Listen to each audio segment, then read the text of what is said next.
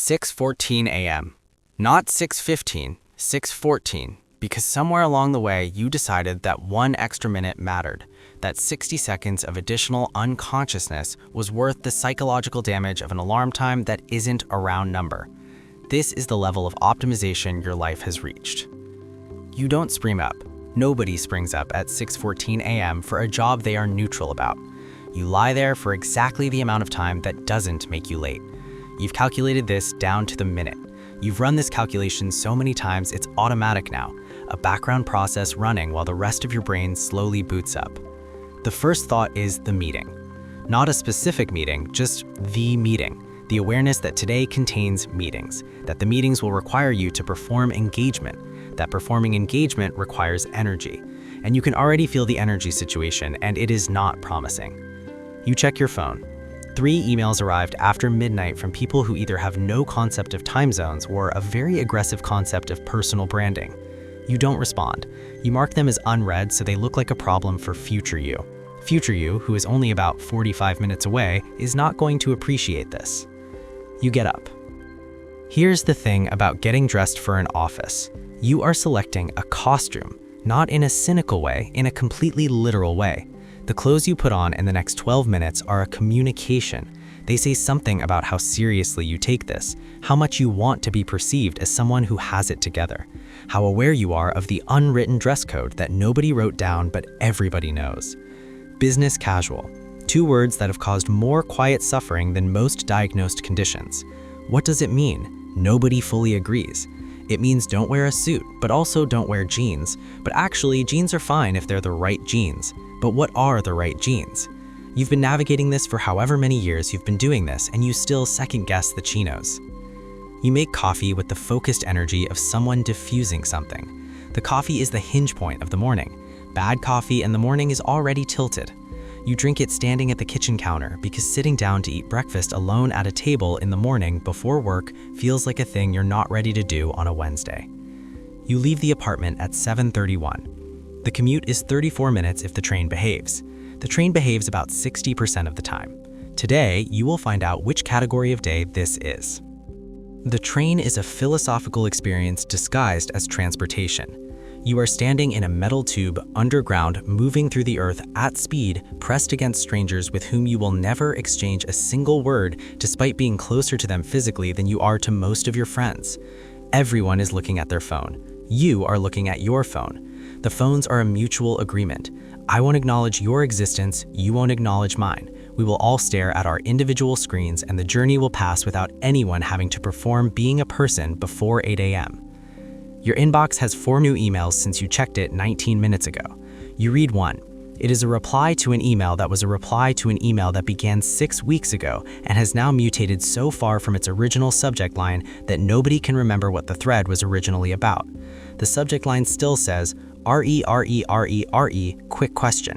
The quick question was never quick. The quick question is never quick. This is the first law of corporate email. The train stops for 3 minutes between stations for a reason nobody announces. You stand there in the dark underground and feel, briefly, a metaphor you don't have time to fully develop. The doors open. You are at your stop. You walk the 4 minutes from the station to the building and you put on the face. Not a fake face, your face. Just the version of it that's ready. The face that says functional, present, capable of small talk about the weekend. You push through the revolving door. The day begins. The office is the same as it was yesterday.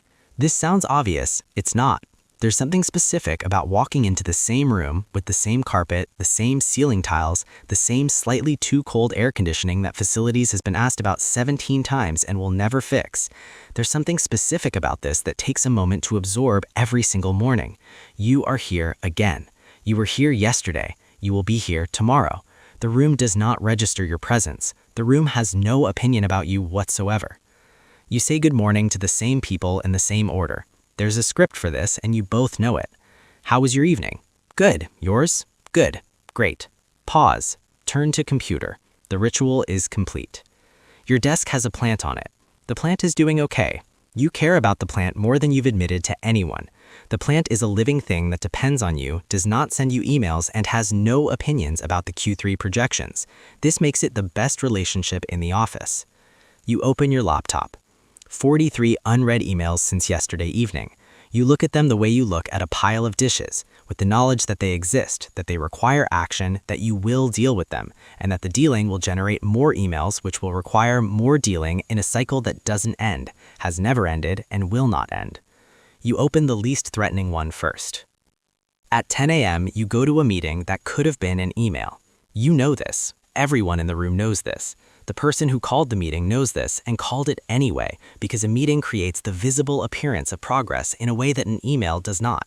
And visible progress is sometimes more important than actual progress. This is a truth about corporate life that nobody says out loud, but everybody has accepted. There are 8 people in this meeting. 2 of them need to be here. You are not one of the 2. You open your laptop at the table because everyone opens their laptop at the table. The laptop is the corporate version of the phone on the bus. The mutual agreement that some portion of your attention is elsewhere and nobody will call it out because everyone is doing it. Someone shares their screen. The presentation has a title slide with the company logo and a stock photo of people smiling at a whiteboard. The people in the stock photo have never been happier. The people in the stock photo do not have 43 unread emails. You nod at appropriate intervals. You have developed nodding into a precise instrument. The nod that says, "I'm following." The nod that says, "That's a good point." The nod that says, "I have no idea what's happening right now, but I am committed to appearing like I do." Someone asks if anyone has questions. A specific kind of silence fills the room. The silence of 9 people all hoping someone else will speak first so the meeting can either end or at least move toward ending. Someone asks a question.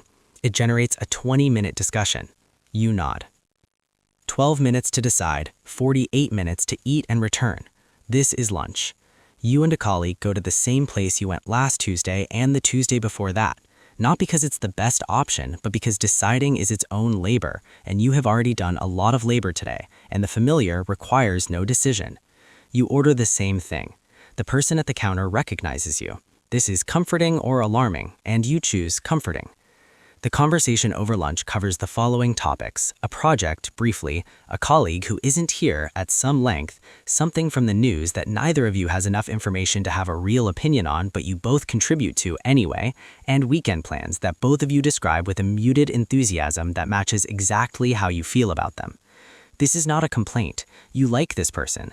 This is just what lunch sounds like in the middle of a Wednesday. You eat faster than you should because the hour is shorter than it sounds, and the afternoon has things in it, and you need 5 minutes at your desk before the next thing starts. You walk back. The sun is doing something nice outside. You notice it for about 4 seconds. You go inside. The 2 p.m. low point is not just your low point, the office's low point, the species' low point, the biological valley between morning energy and the second wind that may or may not arrive. The air in the office at 2 p.m. feels slightly thicker than it did at 10 a.m. The keyboard sounds louder. The ceiling tiles have not changed, but you notice them more. You have 3 things you need to finish today. You have been aware of these 3 things since this morning. You have not started any of them. Instead, you have answered emails that generated more emails, attended a meeting that generated a follow-up meeting, and spent 20 minutes on a task that wasn't on your list and therefore doesn't count as progress despite the fact that it needed doing. This is how the day works. The list is the official version of the day. What actually happens is the unofficial version. The 2 versions have never once aligned completely and they never will. You get a Slack message. It says, "Quick question." It is not followed by the question. You wait. The 3 dots appear. The 3 dots disappear. The 3 dots appear again. 30 seconds pass. The question arrives. It is not quick. You answer it. It generates a follow-up question. You are now in a Slack thread that will take longer than a 2-minute phone call would have taken. And this is fine. This is just how it works. This is the river you swim in. You start the first of the 3 things. This is the liminal hour. Too late to start something real, too early to leave without it being a thing. You exist in the gap between the productive day and the end of the day, doing tasks that feel productive enough to justify your continued presence but don't require enough focus to be draining. You clean your inbox to a number that feels manageable. You send a reply you've been putting off since Tuesday. You update a document that didn't technically need updating but looks better now. You check the calendar for tomorrow and feel a specific small dread about 9 a.m., which contains a meeting that will remind you it's worse than you remembered. The office thins out quietly. Nobody announces they're leaving. People just disappear. Coat on, bag up, a see you tomorrow to anyone within earshot, and then gone. There's an art to leaving. Not too early that it's noticed, not too late that it looks like you have nowhere to be. You've calibrated this. At 5:23, you close the laptop. You say see you tomorrow to the plant, and you leave. The same train, the same strangers, different energy. The morning commute is preparation. You're bracing, building, putting yourself together for what's ahead. The evening commute is decompression, the slow release of the thing you've been holding since you pushed through the revolving door this morning. You don't look at your phone as much on the way home. Or you do, but differently. Not email, something else. A video, music, the deliberate consumption of something that has nothing to do with work, which is its own small act of recovery. You think about the day. Not productively, you're not solving anything, not planning, not preparing, just processing. The meeting, the things someone said, the 3 items on the list, 2 of which got done, 1 of which moved to tomorrow where it will sit alongside new items and the cycle will run again. You think, I should do something tonight. Something real, something that isn't TV, something that reminds me I'm a person with a life outside of the building I just left. You get home. You watch TV. This is fine. This is recovery. You needed this. The something real will happen on the weekend or next week or when things calm down. And things are always just about to calm down. Here's what the LinkedIn posts don't say. The ones that start with, I'm thrilled to announce, and end with a list of people to thank. The ones about hustle and growth and lessons learned and being grateful for the journey. They're not lying. The journey is real. The gratitude is real. Here's what's also real. You chose this. At some point, you made a series of choices that led to the alarm at 6:14, the chinos, the 43 emails, the meeting about the meeting, the plant on the desk that depends on you. You chose it, and you'd choose it again, and it still sometimes feels like a gap between the life you're living and a life that exists just slightly to the left of this one. A version where what you do all day maps more completely onto who you are. Most people feel this. Almost nobody says it. Not because they're miserable, most of them aren't miserable. It's quieter than miserable. It's the Sunday evening feeling dressed in business casual, the sense that the days are going somewhere, but you're not always sure the destination is the one you picked or the one that got picked for you while you were busy optimizing your alarm time. And then, some Wednesday, unexpectedly, something happens. A project lands exactly right. A conversation in a kitchen with a colleague goes somewhere real. You solve a thing that needed solving, and for 20 minutes, you feel the direct line between effort and outcome, and it's clean and satisfying in a way that's hard to manufacture. Those 20 minutes are why you set the alarm at 6:14. Not the salary, not the LinkedIn announcement, not the title on the email signature. 20 minutes of feeling like what you're doing is exactly what you should be doing. You're back on the train tomorrow. The alarm is already set.